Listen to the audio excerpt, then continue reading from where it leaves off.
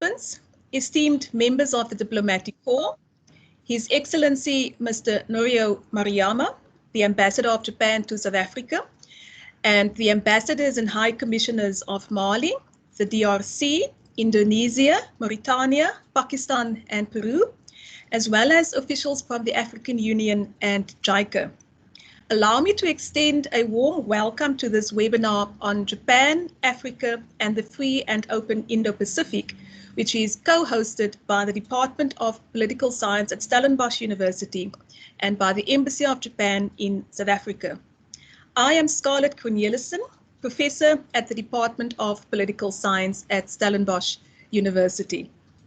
I am moderator for the seminar, and it is my pleasure to welcome all of you to today's discussion. Japan has a long history of engagement with the African continent, and this engagement gained momentum and deepened substantively over the past few decades. One of the key turning points in the relationship between Japan and Africa came with the launch of the Tokyo International Conference on African Development in 1993. Or also known as TICAD. There have been 7 TICAD gatherings since the first one was held in 1993, and TICAD 8 is scheduled to be held in Tunis in 2022. It was at TICAD 6, held for the first time on African soil in Nairobi in 2016, that then Prime Minister of Japan, Shinzo Abe, announced the Free and Open Indo-Pacific Strategy. The Free and Open Indo-Pacific Strategy, as set out by Japan, has 3 components. Firstly, it is aiming at institutionalization and regime building that promotes freedom of navigation and free trade across the Indo-Pacific. Secondly, it is aimed at enhancing economic prosperity through enhanced physical communications and institutional connectivity between Africa and Asia. And the third component of Japan's Free and Open Indo-Pacific Strategy is that of enhanced security or peace and stability. The Free and Open Indo-Pacific Strategy seeks to improve connectivity between Africa and Asia, drawing on the dynamism of Asia's economies and the potential that lies in Africa's expanding population and markets. From the African perspective, the Free and Open Indo-Pacific Strategy resonates with other frameworks such as the Indian Ocean Rim Association, which seeks to foster cooperation among the 23 member states of the Indian Ocean Rim Association in key areas such as maritime safety and security, fisheries and disaster management, and the blue economies. Among the African member states of the Indian Ocean Rim Association are the Comores, Kenya, Tanzania, the Seychelles, Mozambique, Mauritius, and South Africa. And Japan is one of the Indian Ocean Rim Association's dialogue partners. Today at this webinar, we are discussing the content and objectives of Japan's Free and Open Indo-Pacific Strategy, its implications for African partners, and potential synergies between the Free and Open Indo-Pacific Strategy and frameworks such as the Indian Ocean Rim Association. Here to discuss this, we have a high-level panel of experts. And it is my distinct pleasure to briefly introduce that panel of speakers today. We will have opening remarks by His Excellency Mr. Norio Maruyama, Ambassador of Japan to South Africa. Thereafter, we will have a presentation by Professor Yuichi Hosoya, who's Professor of International Relations at Keio University in Tokyo. Professor Hosoya is one of Japan's prominent IR professors. Professor Hosoya's presentation will be followed up with a discussion by Dr. Vader Vadyanathan of the Institute of Chinese Studies in New Delhi, in India, although she joins us today from New York. And the second discussant will be Dr. Kobus van Staden, who is an expert on Africa-Asia relations and who's based at the South African Institute of International Affairs. Before handing over to Ambassador Maruyama, Let me briefly outline some logistical and protocol matters. Firstly, this webinar is being recorded. Secondly, all microphones are to be kept muted except for the speaker who has the floor. Could I kindly ask all participants who are not speakers at present or at that time to keep your microphones muted and also to keep your videos and camera functions switched off if you're not a speaker. You can post questions or comments in the chat function. We will collate all of the questions and comments and at the end of the presentation by Professor Osoya and the discussion by Dr. Vadyanathan and Dr. van Staden, we will open the floor for discussion.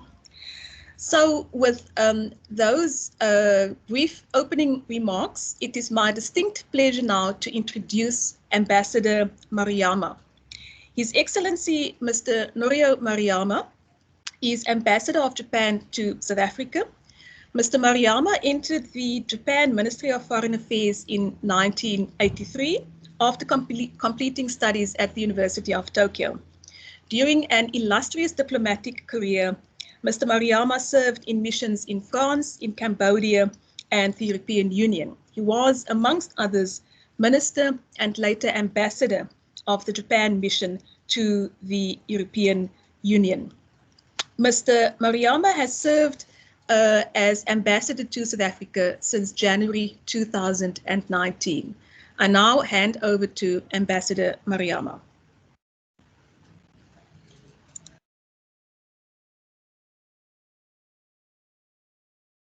Hi, good morning. Thank you, Professor Vadyanathan, for your very kind introduction. I also would like to welcome Professor Osoya, Dr. Dr.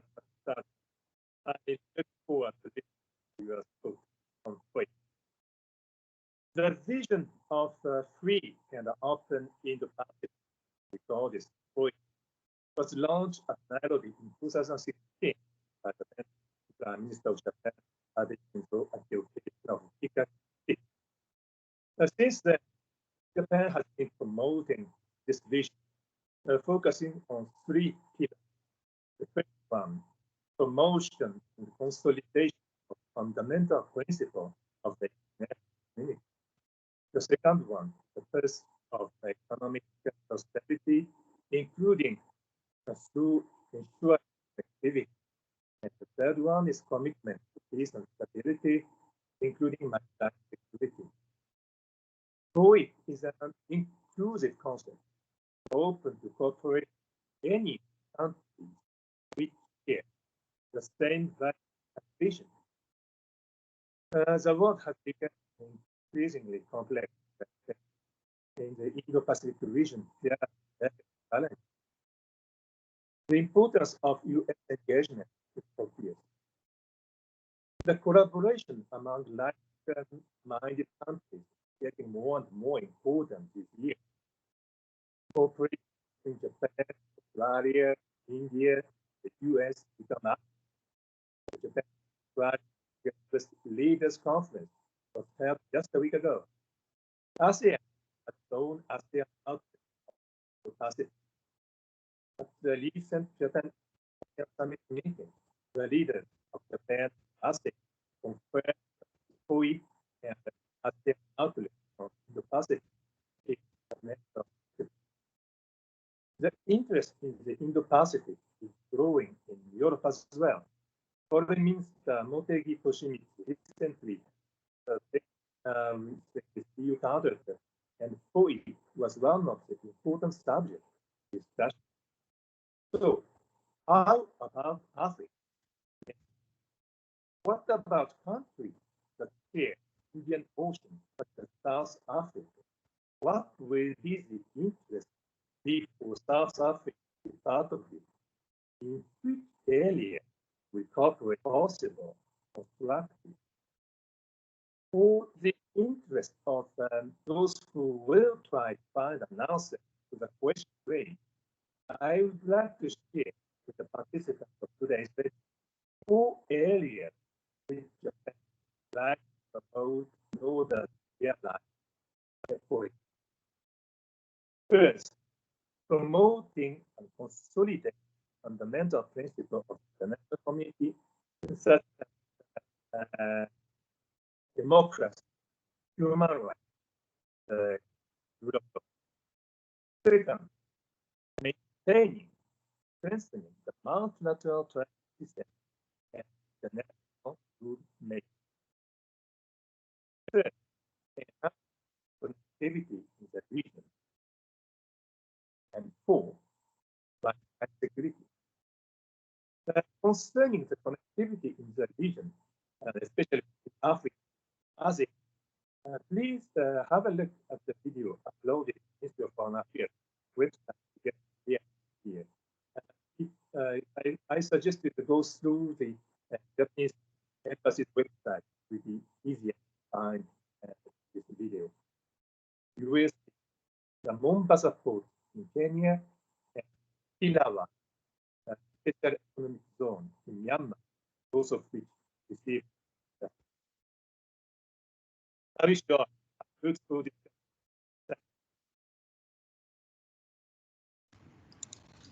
Thank you very much, Ambassador Maruyama. Could I kindly ask all other participants who are not speakers to switch off the cameras and to keep their mics muted? Ambassador Maruyama reminded us about the underpinnings of the free and open Indo-Pacific strategy in terms of the principles which the strategy seeks to reinforce in the international arena. That is the respect for the liberal international order, respect for the rule of law, as well as the importance of the multilateral system that came to architecture that came to be after the end of the Second World War. So those are not only objectives, but real principles that are being sought after by the free and open Indo-Pacific strategy. There is also video that the ambassador made reference to. We can make the link to that video, which is a video by the Ministry of the Japan Ministry of Foreign Affairs. We can make that video, that link to that video, we can make available in the chat function. I would like now to introduce our main speaker, Professor Yoichi Hosoya. Professor Hosoya is Professor of International Politics at Keio University in Tokyo. He is also a senior researcher at Nakasone Yasuhiro Peace Institute and a senior fellow at the Tokyo Foundation for Policy Research, and is also an adjunct fellow at the Japan Institute of International Affairs. Professor Hosoya's research interests include the post-war international history, British diplomatic history, Japanese foreign and security policy, and contemporary East Asian international politics.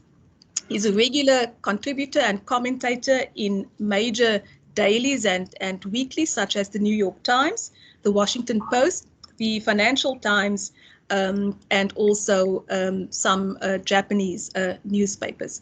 So, Professor Hosoya, I hand over to you. Thank you very much indeed, Professor Scarlett Cornelison, for your very kind introduction. I'd like to share my PowerPoint slide. And can you hear my PowerPoint slide?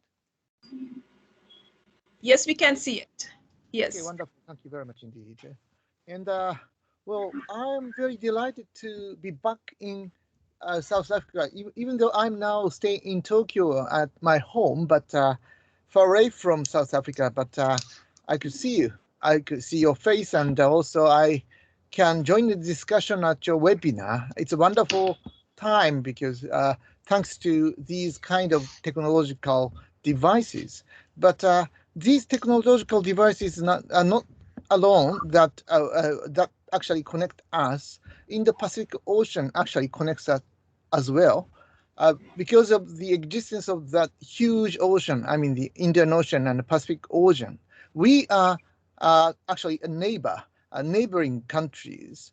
We can use the ocean to trade or to move and so on. So that's why I think that we are now living in a new age of Indo-Pacific century, I would say.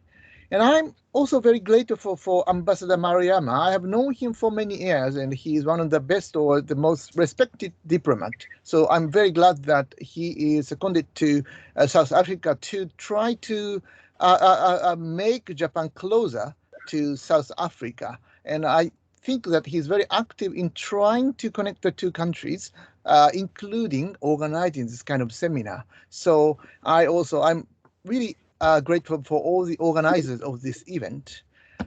Today, I will talk about Japan's Indo-Pacific strategy and the emerging US-China rivalry. We are living in a very difficult time, not just because of the spread of the COVID-19, of course. We all suffer from the spread of the COVID-19. Yesterday, we had the commencement ceremony at my university.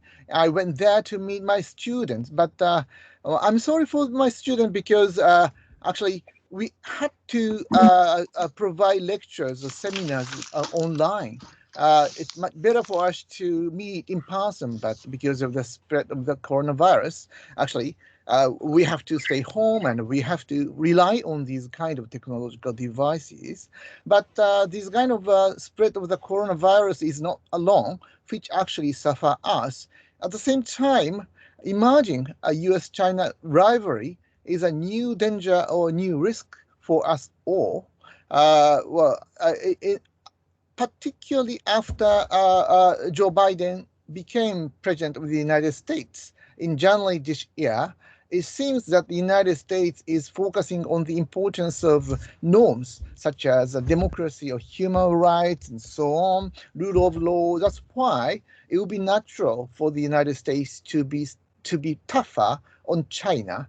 So we are now seeing a Sino-American rivalry, and particularly in Taiwan, the situation is getting much more tense and much more dangerous. So we are now living in a very, very dangerous time, a very, very difficult time. So I like to combine all of these elements to understand the international environment of our time. Let me move on to in my PowerPoint slide. In the beginning, I want to talk about the free and open Indo-Pacific. Professor Cornelison and also Ambassador Maruyama mentioned about Japan's initiative on the free and open Indo-Pacific. I would say that in the last 150 years, this is the most important Japanese diplomatic initiative. Leading countries such as the United States, India, Australia, ASEAN countries, and also the European Union as well. All of these leading democracies actually strongly support Japan's initiative on the FOIP. FOIP is a shortened version of the free and open Indo-Pacific strategy. And also, as is mentioned already, Prime Minister Abe made a very important, significant advance to promote this vision, particularly at the time when joining and also organize the TICAD 6 conference in Nairobi, Kenya, 5 years before. Since then, the FOIP, the Free and Open Indo-Pacific Strategy, has been at the center of Japanese diplomatic strategy.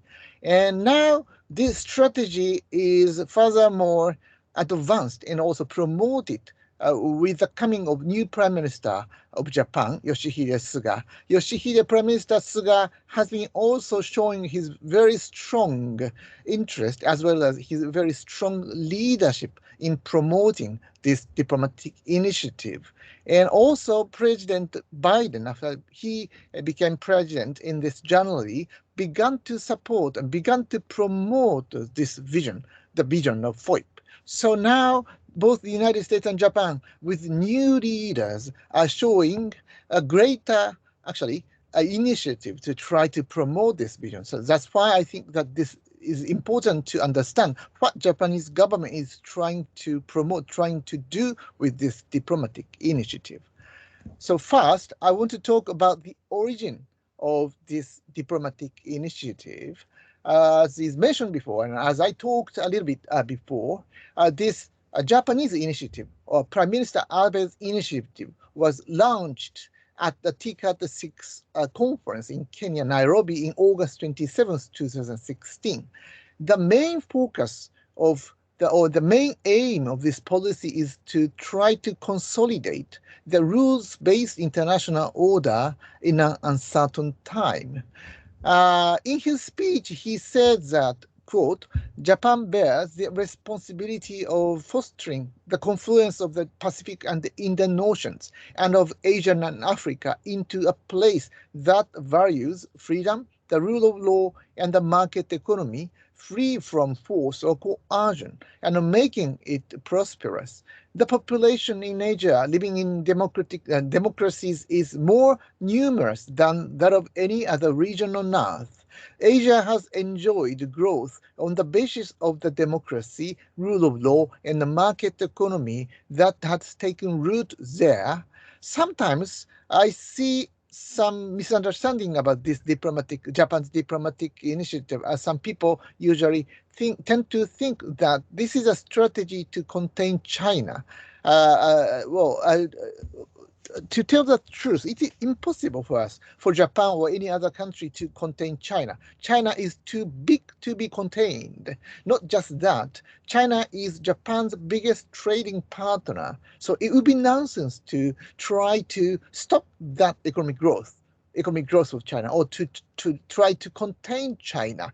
On the other hand, it is necessary for Japan to see the continuation of Chinese economic growth. Of course, we are happy with that. That's why, basically, we have no intention of containing China. But at the same time, China is important, of course, topic to discuss today, because China, of course, is now becoming the most powerful country in the world. Now the power is second to the United States, but many are forecasting that China will soon surpass the power or the size of the United States. I cannot predict the future, but at least we have to always think about the direction of Chinese course of foreign policy. And I also like to say that it is really important to see the rise of the Sino-American rivalry, because all of us, including Japan, South Africa, of course, and the European Union member states, UK, Australia, Canada, we all will be seriously affected by the trajectory of the US-China rivalry. So in that sense, of course, the Japanese government is also interested in the future course of this rivalry. So how should we see this new trend? First of all, I want to mention that China is now expanding its influence in the Indian Ocean as well, Indian Ocean region, through its Belt and Road Initiative, by controlling ports and important infrastructures. In the 19th century, the UK or British Empire actually controls both sea communications and telecommunications. Now China is trying to control both sea communications by controlling more ports in the world, and also controlling telecommunication by introducing and by developing its own 5G technologies by Huawei. So that's why the United States cannot hide its serious concern over the possible existence of backdoor or back channel of Chinese infrastructures. So that's why now the United States is trying to create an alternative to China's 5G Huawei system. This is because we do not know the intention of Chinese government, whether China is interested in controlling these telecommunications as well or not. At least now Japan is also moving its pivot to the Indian Ocean as well.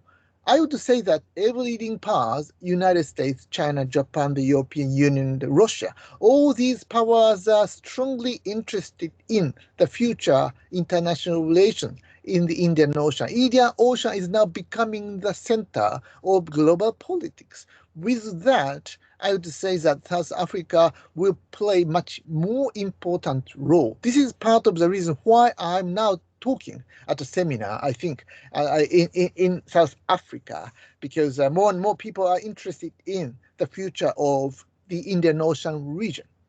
And Japanese strategy is try to consolidate and create the rules-based international order, particularly in the Indo-Pacific region. So Japanese strategy is, of course, trying to move its own people to the Indian Ocean region, and also trying to combine two oceans being the Indian Ocean and the Pacific Ocean. By combining these huge two oceans, we will see the creation of the largest and the most dynamic region in the world. It's an Indo-Pacific region, as both the United States and the EU also expand their commitment to this region. The Indian Ocean rim is becoming the new center of global politics. With that, as I said before, South Africa has a pivotal role to play as a leading power in the region. And then I want to talk a little about the content of Japanese strategy. Japanese strategy, as I mentioned before, is not to contain China. Rather than that, Japanese strategy is try to connect economic prosperity in the Asia-Pacific region with greater potential economic power in the Indian Ocean region. By combining two, we will see extremely powerful, dynamic, new emerging market or economy. Through this free and open Indo-Pacific strategy, Japan aims to connect sub-regions within the wider Indo-Pacific region to accelerate economic growth as a whole. Thus, the concept of connectivity is the core of this strategy. Let me repeat what former Foreign Minister Taro Kono mentioned at Columbia University 4 years before. Foreign Minister Kono said to his audience at Columbia University that, quote, Japan has been promoting the free and open Indo-Pacific strategy. The Indo-Pacific Ocean links rapidly growing Africa, the Middle East, Asia, and North America.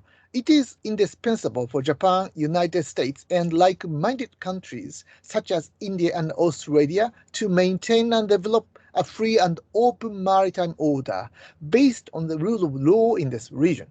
Japan also intends to pursue economic prosperity through the reinforcement of connectivity by improving infrastructures such as seaports and railways and roads, unquote.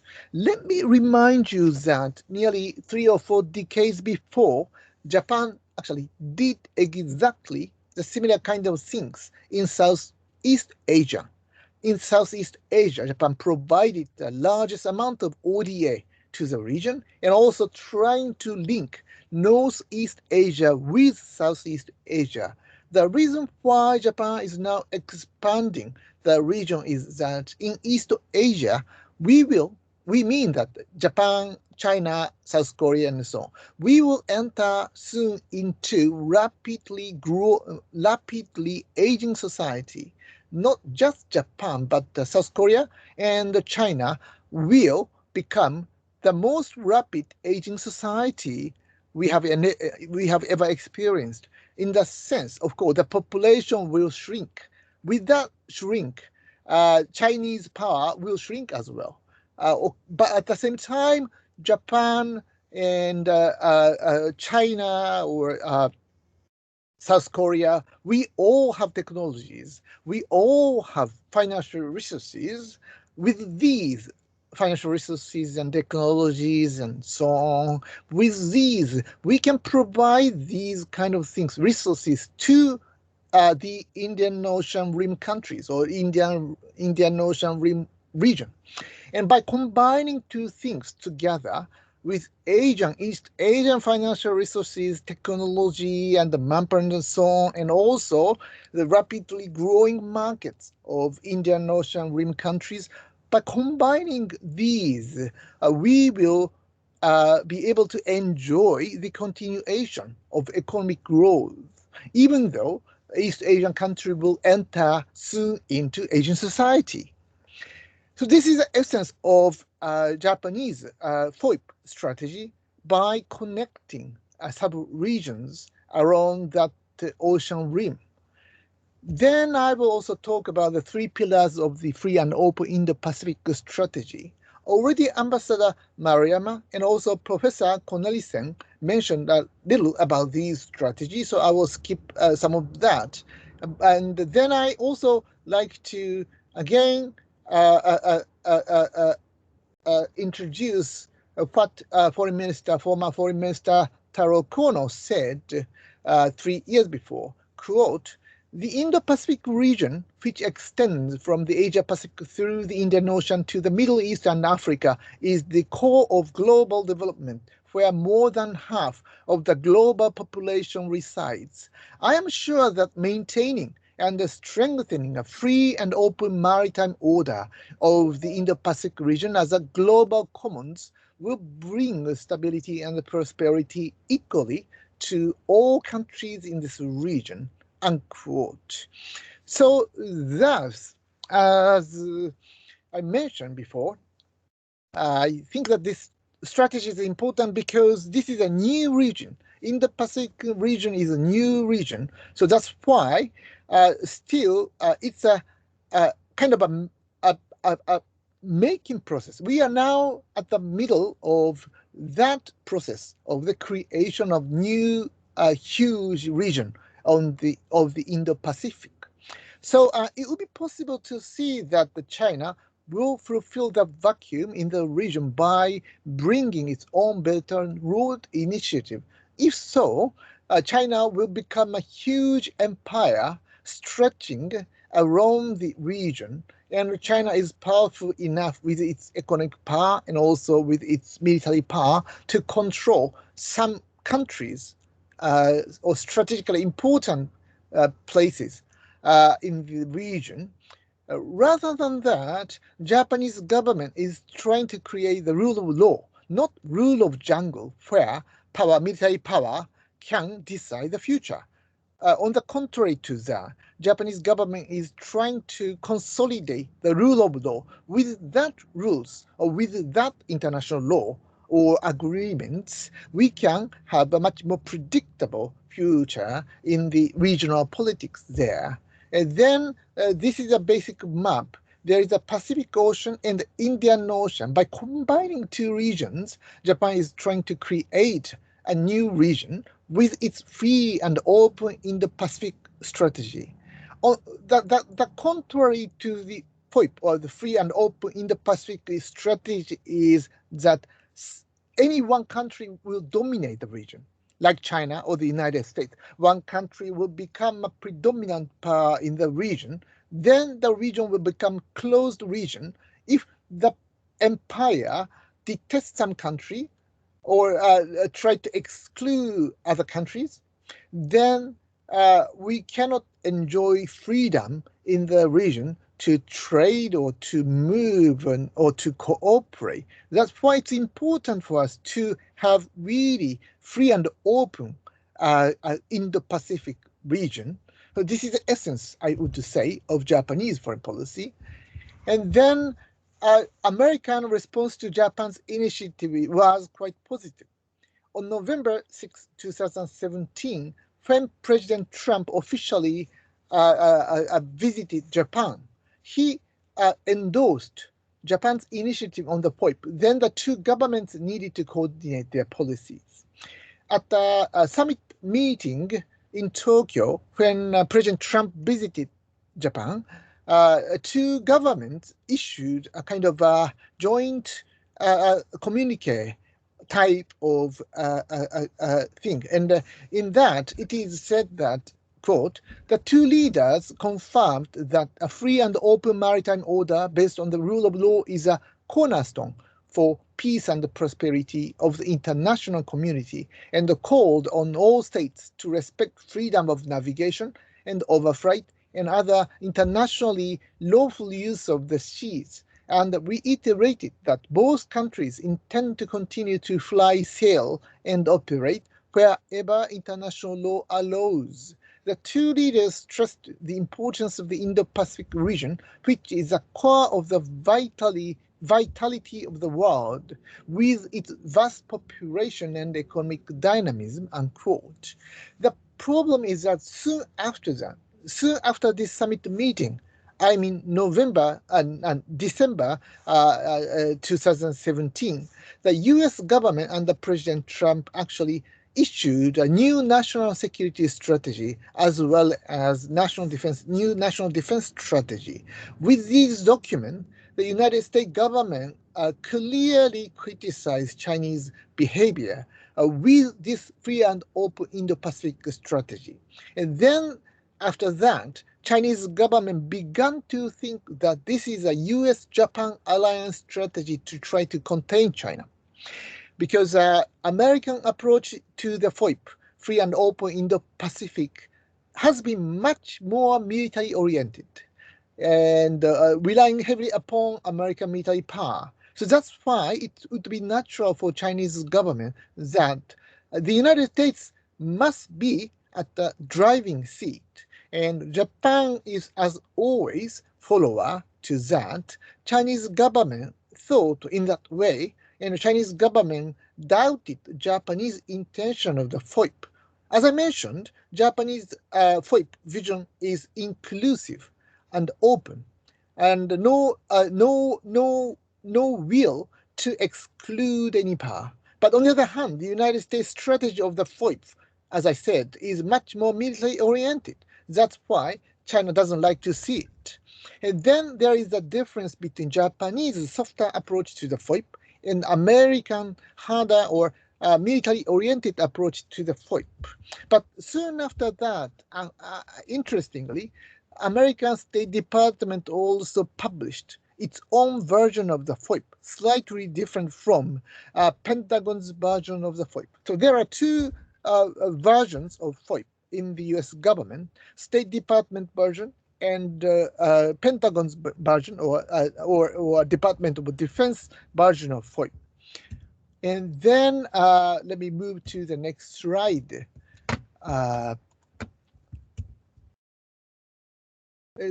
And this is what I mentioned now. In American new national security strategy document, it is said that a geopolitical competition between free and repressive visions of world order is taking place in the Indo-Pacific region, unquote. So Japanese strategy is try to create an inclusive regional order by bridging several different sub-regions. On the other hand, American vision is different. American vision of the FOIP is to see the region from the lens of ideological confrontation between China and the United States, ideological confrontation between repressive or authoritarian countries and free and liberal democracies countries. So United States regard this as increasing ideological confrontation or competition between the two sides. So in that sense, it would be also natural for Chinese government to strongly criticize this American initiative as well as Japanese initiative because they think that this is the same. And then Prime Minister Abe clearly mentioned his support for China's Belt and Road Initiative. United States has never authorized or supported China's BRI, but on the other hand, Japanese approach to China is slightly different. It is said in the Japan Times, the editorial, quote, reversing his position, Prime Minister Shinzo Abe has indicated that Japan is ready to cooperate with China's One Belt, One Road initiative for cross-continental infrastructure development under certain conditions. He's also now willing to consider Japan joining the China-initiated Asian Infrastructure Investment Bank, of which Japan, along with the United States, sat out when it was set up in 2015, once doubts about its governance and operation are cleared, unquote. Still, Japan is not a member of that bank, AIIB, and Japanese government has shown much bigger concern over Chinese approach to these kind of financial supports to the other countries. But much more than that, because of the increasing, as I said, ideological confrontation between the two sides, it is becoming more difficult than before for Japanese government to clearly support China's vision or Chinese initiative. That's why now I would say that the Japanese government is taking a slight distance from this Chinese initiative. And well, around that time, the US government began to show some concern over Japan's quite softer approach to China. Within Japanese government, I saw some divergent opinions on China, whether to collaborate with China or not. So from then on, in Japanese government, I feel that a softer approach to China became predominant than before in Japanese foreign policy making. And then Chinese President Xi Jinping decided to visit Japan, Tokyo, in 2020. But because of the spread of the coronavirus last year, in April last year, President Xi abandoned his planned visit to Japan. So last year was a turning point. Last year, Japan wanted to advance a Sino-Japanese cooperation with President Xi's visit, but because of the COVID-19, it was impossible for Japanese government to realize it. But anyway, soon after that, it becomes more and more difficult for Japanese government to promote Japan's friendly relationship with China because of increasing, as I said, Sino-American confrontation. And then both Prime Minister Yoshihide Suga and President Joe Biden hold their own offices. On January 28th this year, 2021, Prime Minister Yoshihide Suga and President Joe Biden held a telephone talk 2 months before and agreed on several important issues. Let me quote the results. The two leaders agreed to work closely together in order to further strengthen the Japan-US alliance.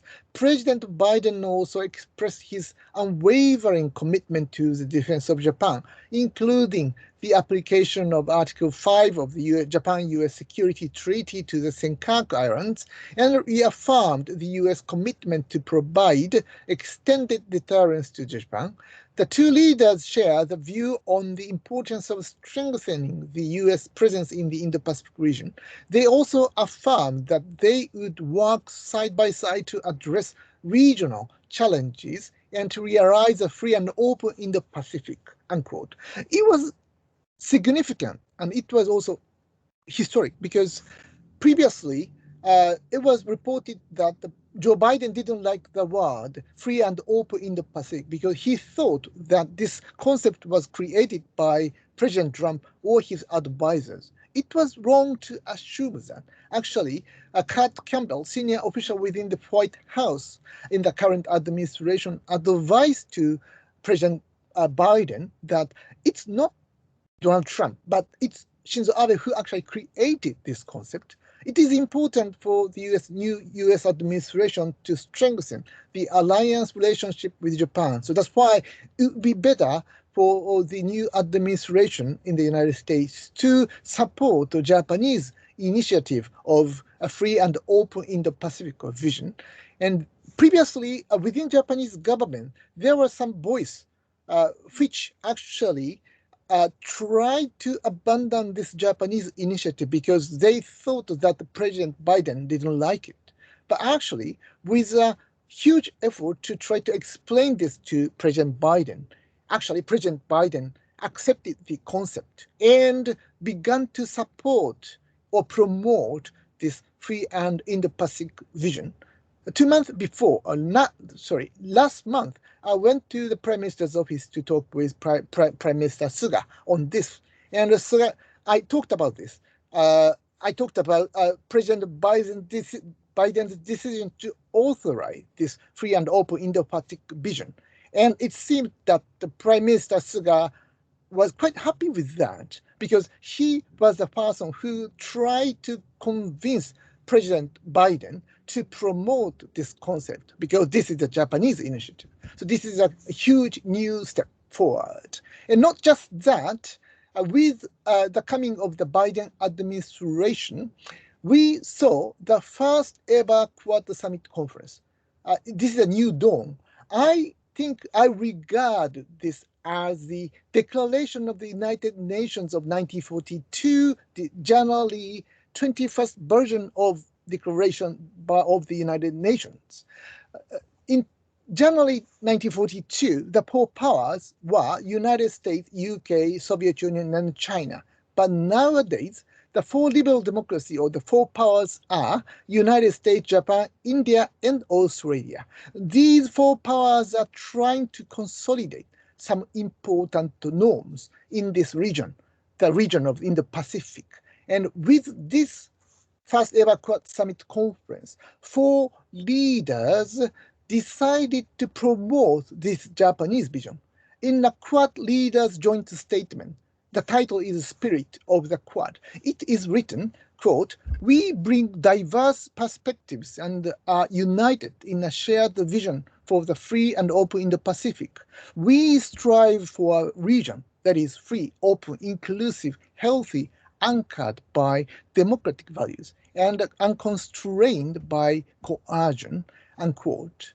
President Biden is much more interested in human rights, rule of law, and so on. That's why I think that there emerge much greater space for Japanese government to collaborate with the United States new administration on these issues. And the four powers decided to promote this vision. So that's why I think that the vision of the FOIP coming from Japan is now one of the most important concepts in international relations. And I think that the South Africa is positioned in a special place to collaborate with Japan to promote this concept as one of the key countries, leading players in the region. The region is, of course, Indo-Pacific region. So that's why I'm very glad to hear the comments of two brilliant panelists and commentators after my talk. So I end here. Thank you very much for your patience and your kind understanding.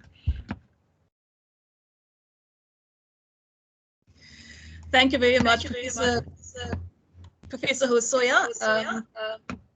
Really for outlining for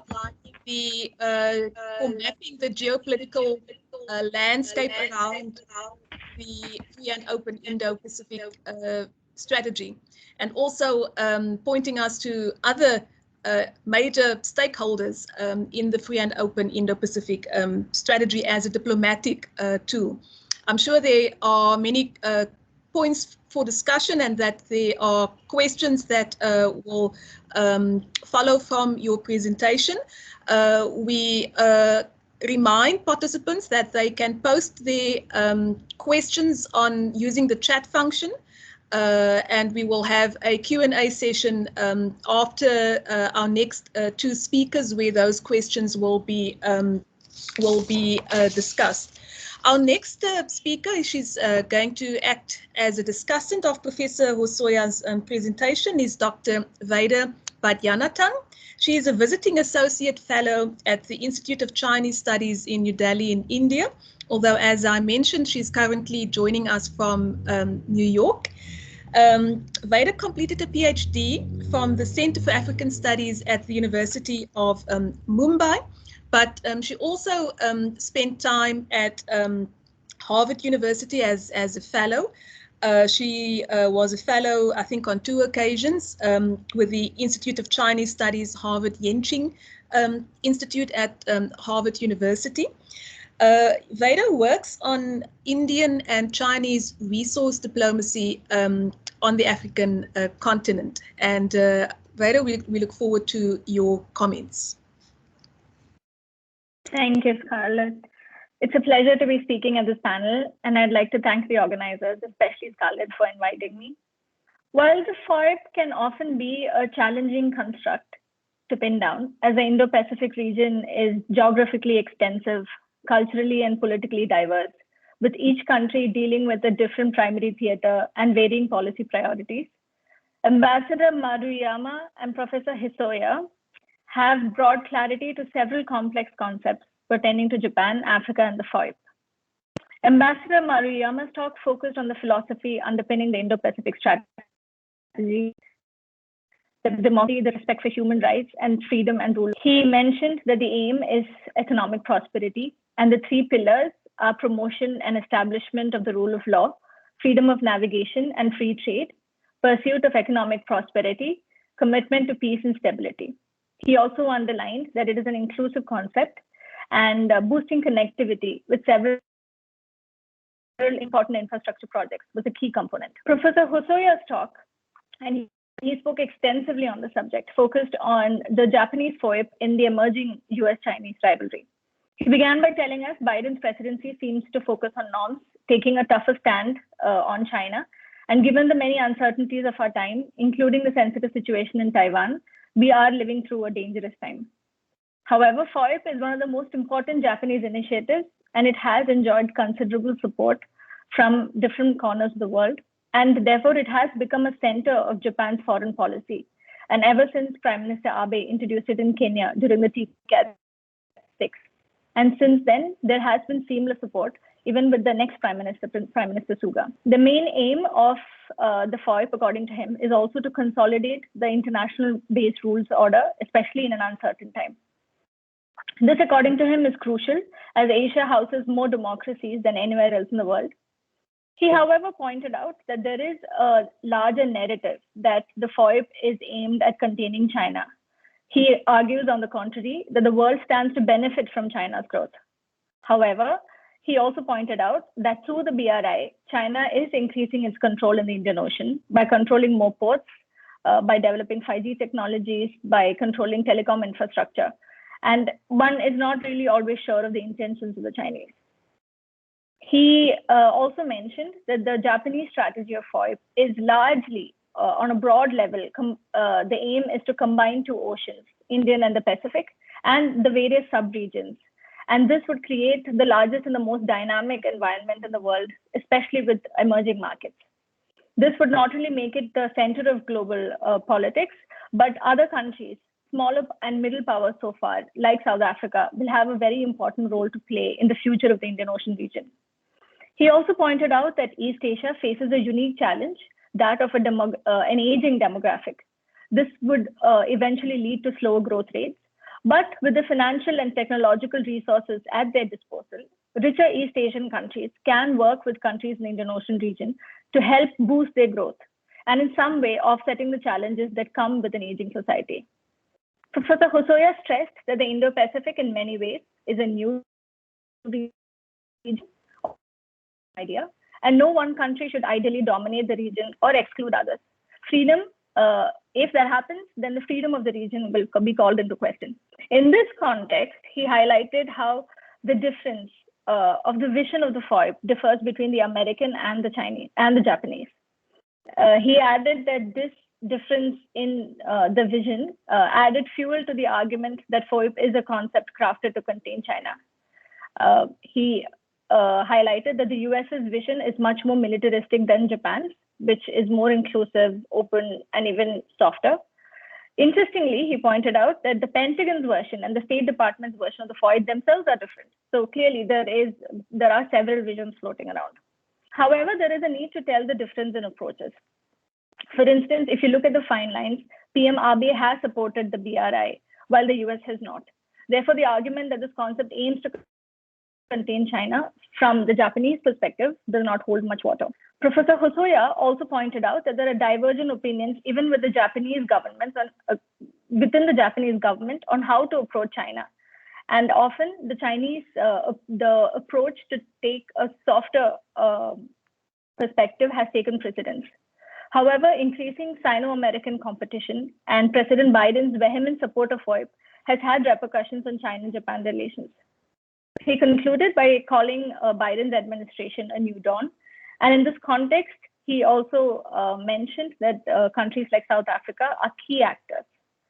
Before going on to the questions that I'd like to pose him, I'd also like to take the time that was allotted to me to quickly address what is India's role in FOIP and the impact of China's increasing engagement in Africa in this strategy. I think this could provide us a little bit more context and another layer for us to discuss during the Q&A.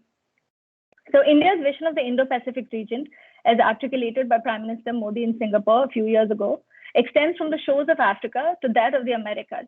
And in the first Quad Leaders virtual summit held recently, he stated, and I quote, "We are united by our democratic values and our commitment to a free, open, and inclusive Indo-Pacific. Our agenda today, covering areas like vaccines, climate change, and emerging technologies, makes the Quad a force for global good," end quote. From the Indian imagination, the Indo-Pacific strategy follows the Look East and later the Act East policies that aims to look beyond the immediate neighborhood. It is also strategic for India because almost 90% of India's international trade travels on its waters. To this end, the Indian aspiration for the Indo-Pacific includes securing end-to-end supply chains and proportionate dependence on it. The focus has been to regularly build issue-based partnerships with other powers that have different policy perspectives. Additionally, in times of natural calamities, India has played its role as a first responder in the region. Assistance extended to Sri Lanka during a cyclone in 2016, to cyclone hit Mozambique in 2019, during landslides in Madagascar in January 2020. India has also sought to strengthen security and freedom of navigation in the Indo-Pacific by becoming a net security provider, participating in peacekeeping efforts or anti-piracy operations in the Gulf of Aden. In the past 6 years, India has provided coastal surveillance radar systems to half a dozen nations: Mauritius, Seychelles, Sri Lanka, Maldives, Myanmar, and Bangladesh. All of these countries also use Indian patrol boats, as do Mozambique and Tanzania.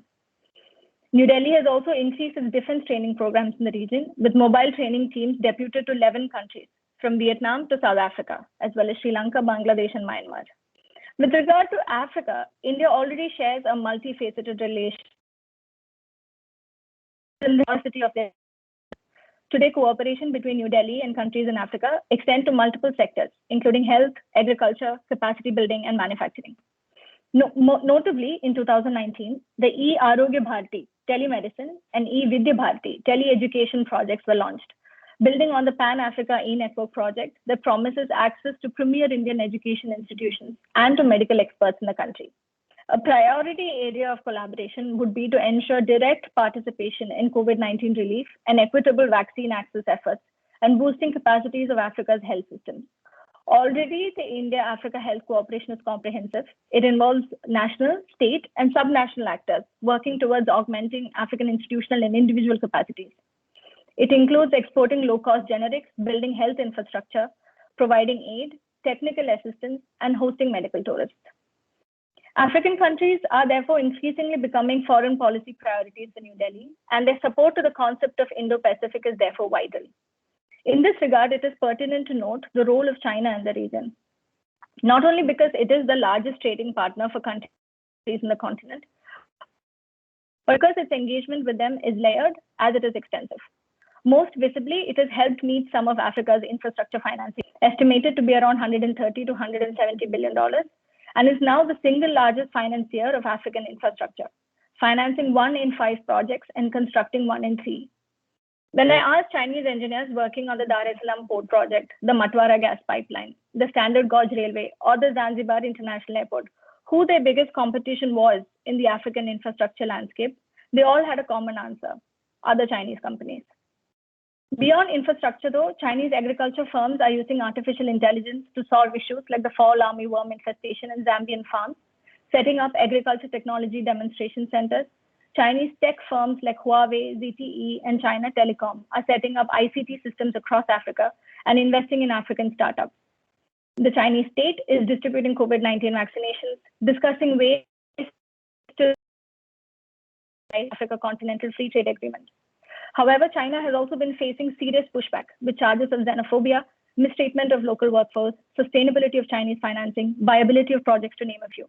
I mention all this to iterate the idea that there is considerable potential for other actors, including India-Japan cooperation in the region. While the ambitious idea of the Asia-Africa growth corridor does not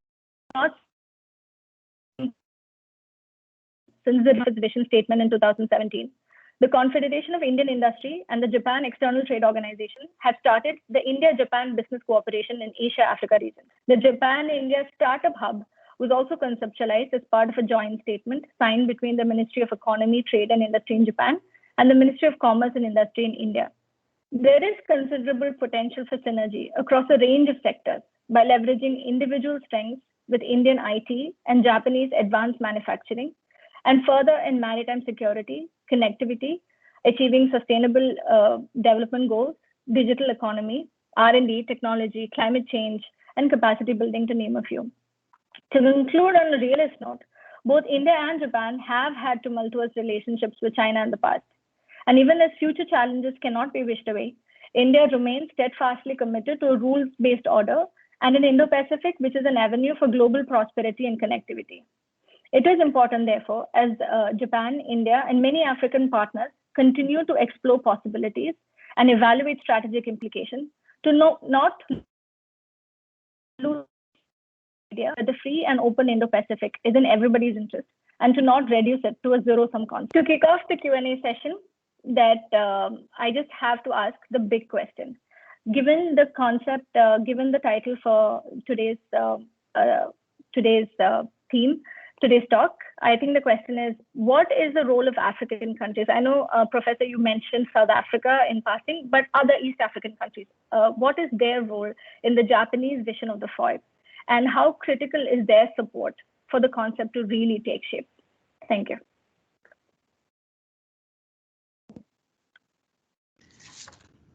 Thank you very much to Dr. Vadyanathan for positioning the Japan-led free and open Indo-Pacific strategy against other interests and other major powers, including India and China. We now move on to a discussion by Dr. Kobus van Staden. He's a senior researcher in the foreign policy program of the South African Institute of International Affairs, or SIA, based in Johannesburg. His areas of expertise are China-Africa relations, wider Asia-Africa relations, and public diplomacy. Kobus completed his PhD actually in Japan in Japanese studies and media studies at the University of Nagoya in 2008. Since returning to South Africa, he's shifted his focus of research to look at China-Africa relations. In fact, he is one of the co-founders of the multi-platform China-Africa project, which is hosted by Wits University, which is the most prominent, the China in Africa podcast is the most prominent podcast dedicated to China-Africa relations, and it is widely accessed by researchers and many other people interested in China-Africa as well as Asia-Africa relations. So we now hand over to Kobus. Thank you so much. Thank you to Stellenbosch University and to Scarlett and to all of the participants at the Japanese Embassy for inviting me. It's a fantastic event, and it's wonderful to participate. You know, the interventions from all of the speakers have been incredibly rich, you know, and Vader recapped them very ably. So I think I'll move on to comments directly. I think, you know, from a South African perspective, I think there's definitely a lot of interest and a lot of potential for cooperation with the free and open Indo-Pacific strategy. I think in a lot of ways the inclusiveness of Japan's approach I think will provide comfort, I think, to many African governments as well, because, you know, I think as Professor Osoya pointed out, we're living in in an era of rising US-China tensions, and so as someone who follows China-Africa relations, on a daily basis, one ends up then following American, kind of perspectives on China-Africa relations at the same time.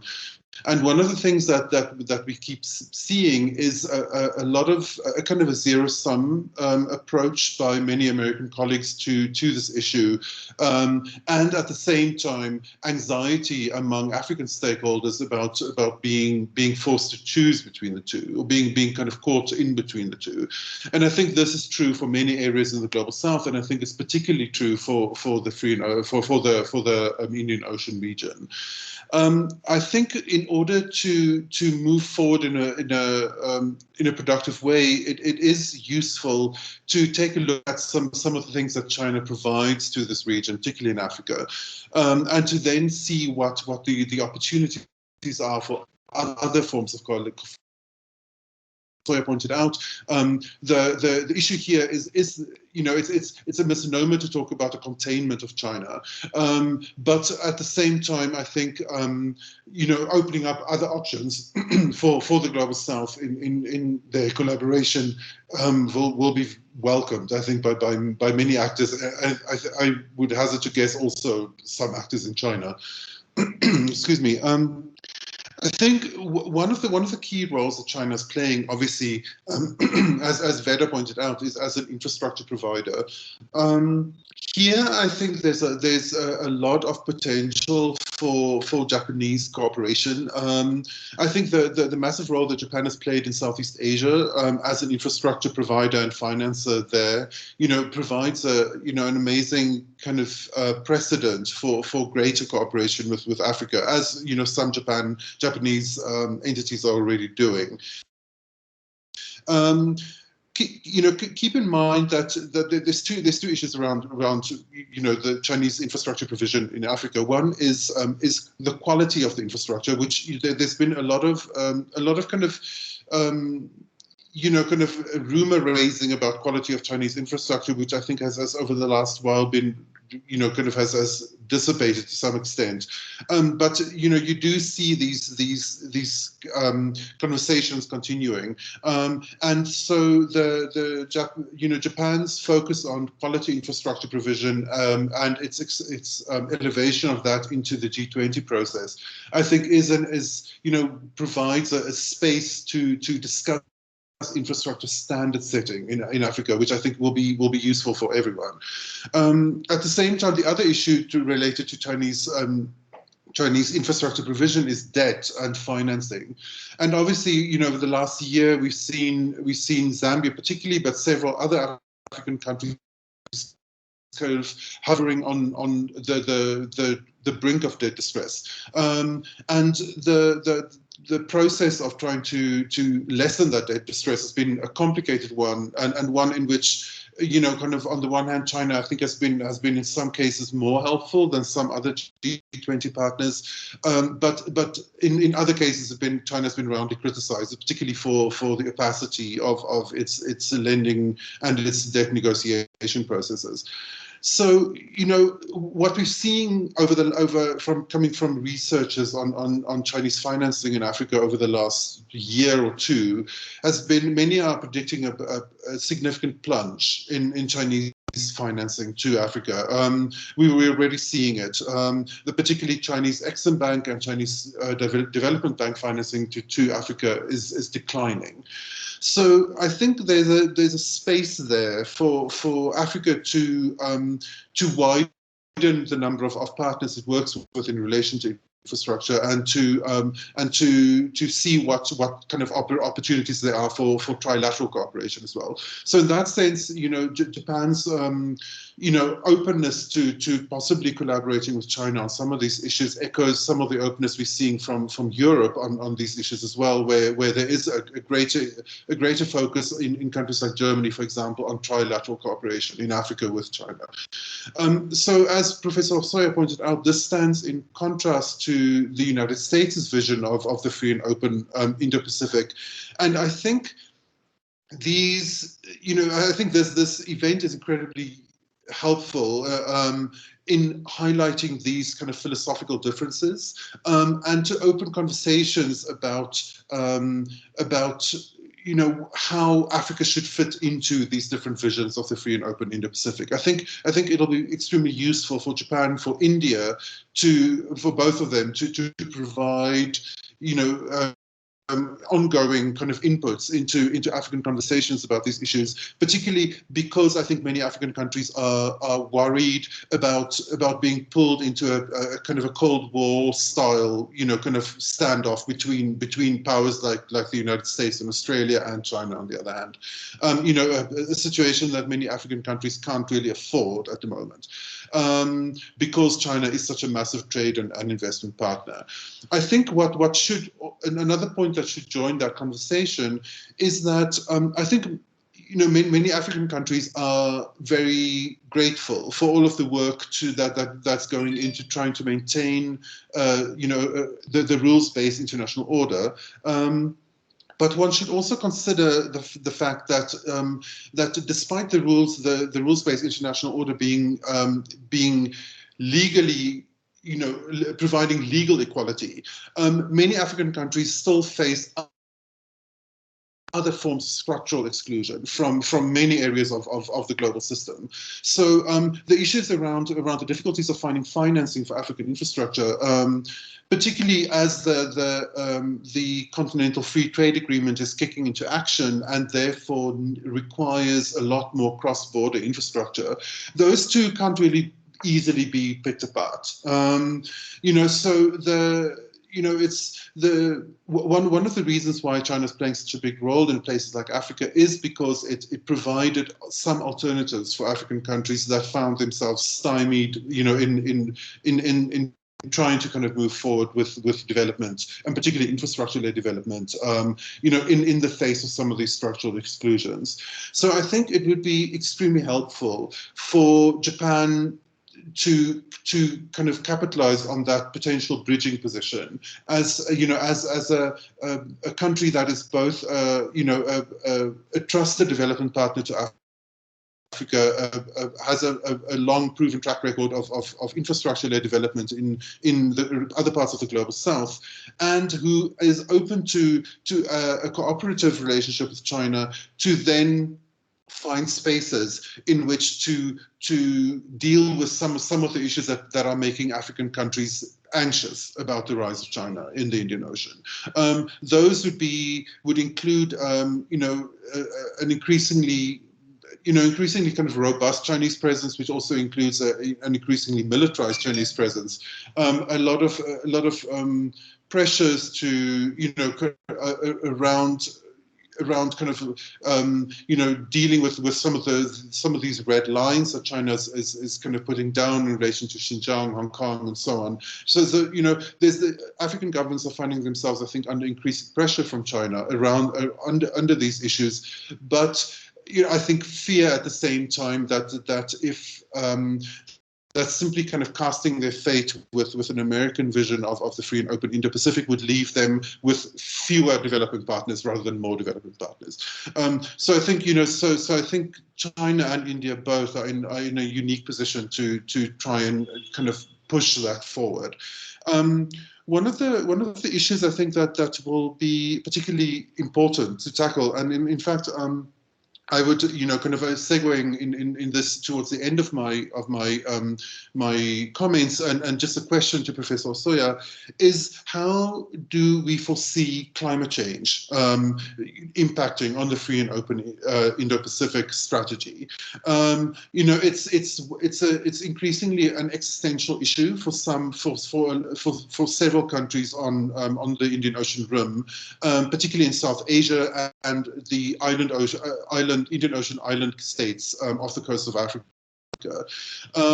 So we're already seeing climate-related conflicts, on particularly also in East Africa, and so kind of greater and creative cooperation in trying to mitigate climate impacts in this region might create a space for fruitful cooperation between Japan, China, the US, the other Quad partners, and all of these other countries in the ocean rim. So thank you so much for this opportunity, and I look forward to the Q&A session. Thank you very much, and I'd like to thank both Kobus and Vader for very substantive and excellent sets of questions. So, Professor Hosoya, the discussants raised a number of issues and also directed specific questions to you. So, would you please like to respond? Right, thank you very much indeed. I'm really grateful for two panelists' wonderful discussions as well as questions to me. Let me directly answer to these questions. First, Dr. Vadyanathan kindly provides me interesting question about what are the roles of African countries in Japan's free and open Indo-Pacific strategy or vision. First of all, we have to remind of the fact that Africa is not a single entity. There are so many different kind of countries. Some advanced economies such as South Africa, not so much some developing countries, and some Christian countries, some Muslim countries. There are so many different kind of countries. And we have to remind of this diversity. And then Africa is not just market or just place. It's not just continent. Africa is becoming, or African countries are becoming much more influential, important player in international politics. But it's sometimes difficult for us all, including Japan, to think ourselves that we can change the future because international community is so huge. Sometimes it's difficult to ask what we can do to international community. But now, one of the most important thing, I think, for the African country is to provide their own visions, maybe plural visions of global order or international order. What kind of order, international order would you like to have? And then if you are seeing the competing visions of international order, one by United States, one by China, you might have to think which one is most suitable to you and how to combine these two competing visions, how to strike the balance between these competing visions. And then maybe I think that these middle powers, maybe Japan, Australia, Canada, or of course South Africa, these countries can share so many things because we are not a huge military power, but we are not some minor countries. We can have influence. So in that sense, I think that these countries can collaborate to adjust some of the differences to share important vision for the future international order. So in that sense, I think that South Africa also has to rely on the rule of law. Like 1.5 years before, my friend, professor of Hokkaido University, was arrested in China for no reason, actually, because he was used as a weapon to try to pressure Japan to change the previous policy.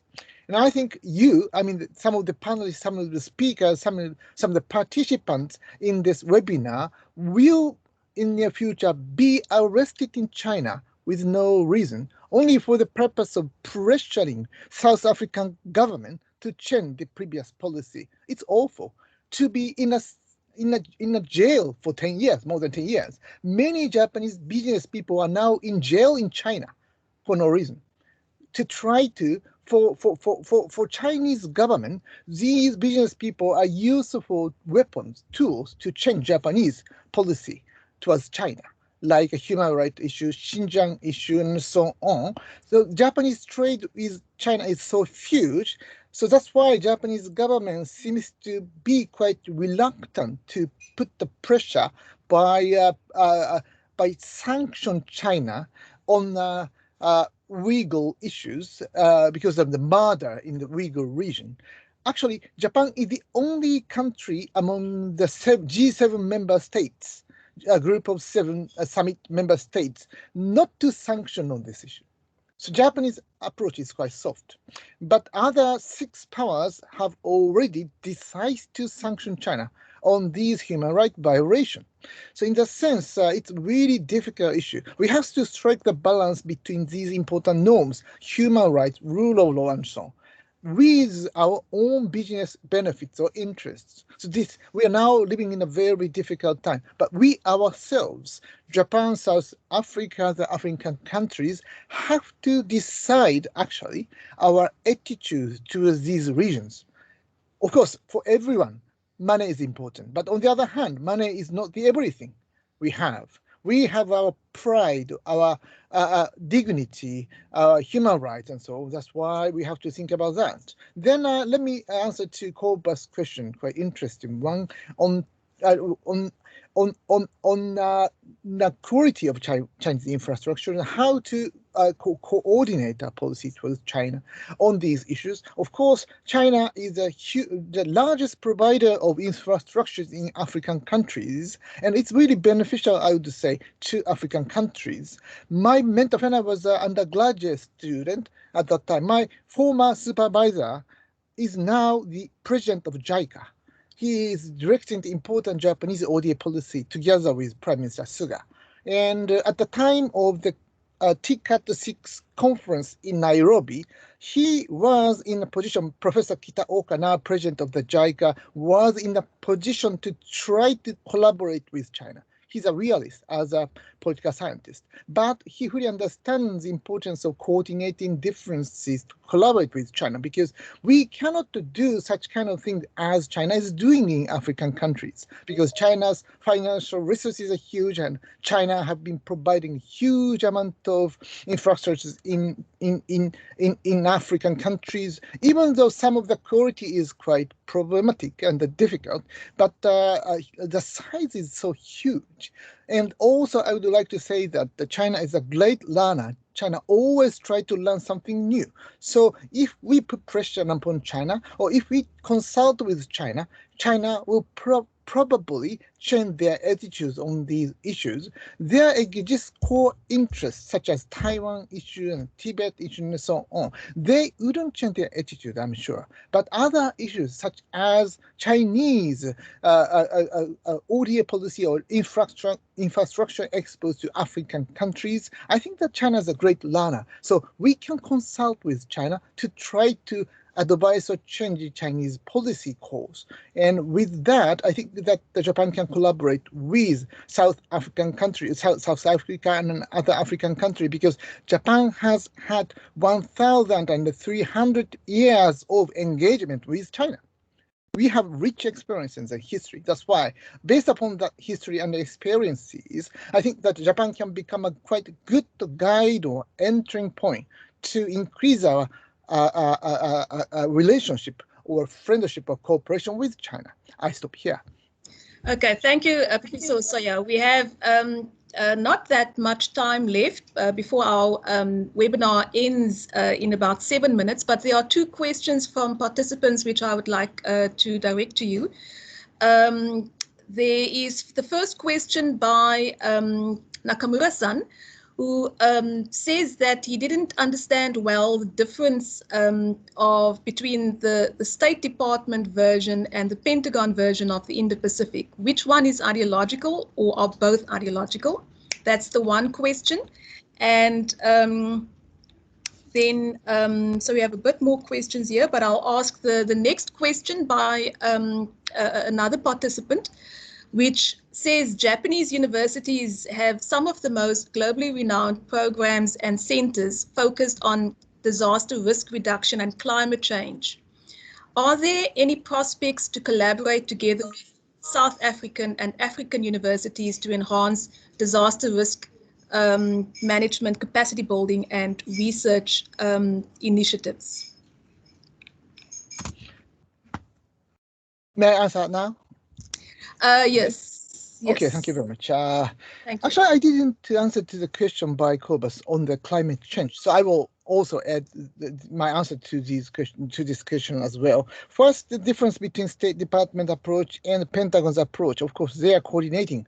I mean, the State Department and Pentagon are coordinating their own approaches to the FOIP.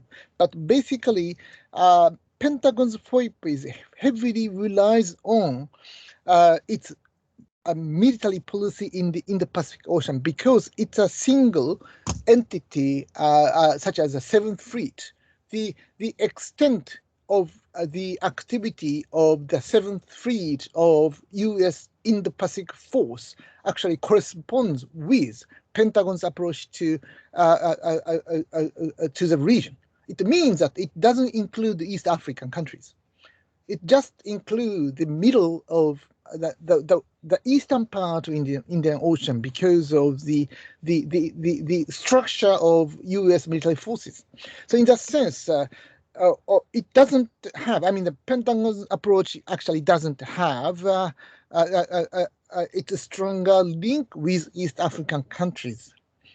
On the other hand, of course, State Department is focusing on the importance of infrastructure exports or ODA developmental policy and so on. In this sense, of course, East African countries are the key to understand that approach. So their tools are different. Of course, Pentagon's tool is military power, and the State Department's tool is diplomacy and developmental policy or infrastructure exports. So it depends on these differences. So even though they are coordinating the differences, but their tools are different. On the other hand, Japanese approach heavily relies on economic tools because of our constitution, as you know, Scarlett. Japanese constitution prohibits us to exercise our military power beyond our own border.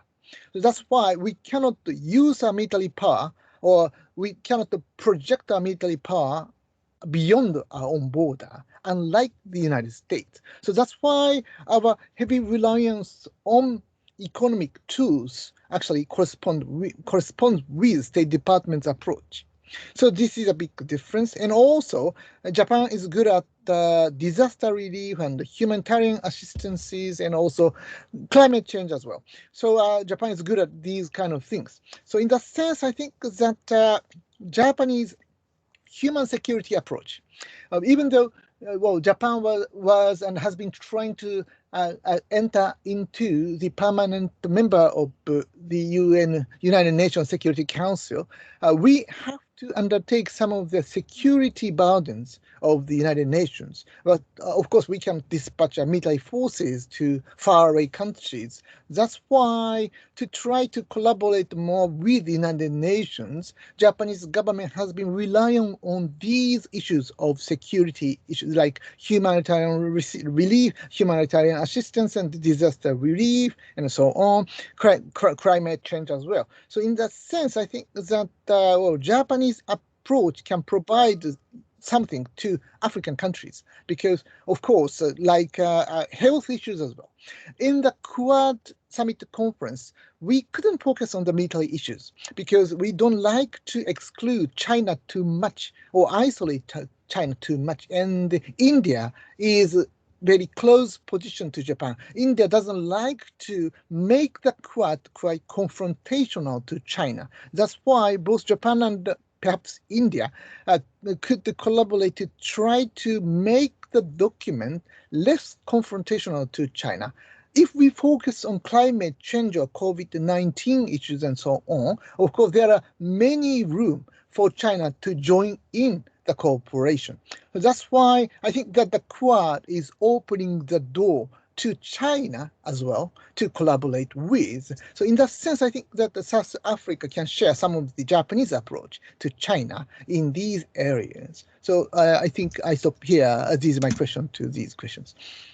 Thank you so much, Professor Hosoya. Superficially, you've asked a number of very important questions. I think that Professor Hosoya did reply to some of those questions, but certainly we can continue the discussion after this webinar comes to an end. So I would like to thank the speakers. I'd like to thank Professor Hosoya for being available to share his expertise and his insights, and also to Dr. Vadyanathan and Dr. van Staden. I would also like to thank the staff at Stellenbosch University International for making the logistical and administrative and technical things possible behind the scenes for today's webinar. And then as a closing, to give some closing words, I'd like to hand over to Ambassador Maruyama to give us a word from the Embassy of Japan. If Ambassador is still online with us.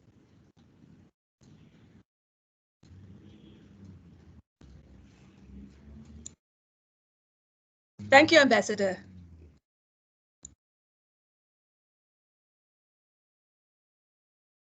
Ambassador, could you unmute yourself? Yes, can you hear me now?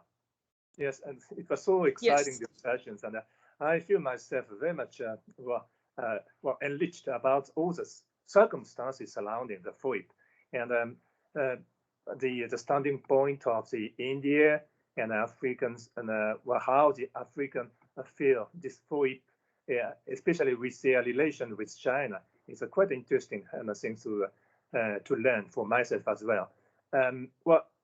Professor Hosoya and other participants talk a lot about China.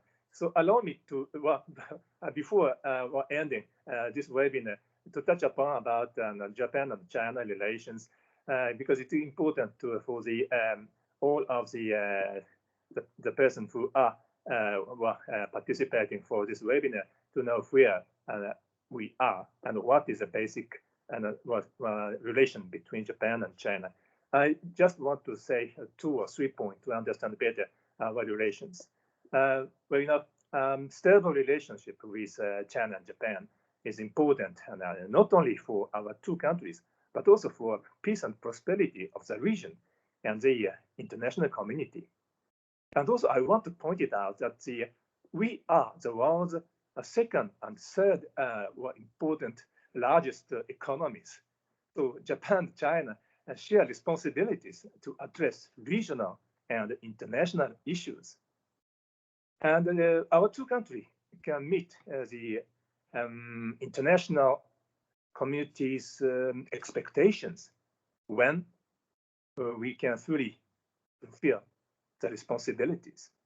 So having all those in mind, we have also the various issues of concern with China.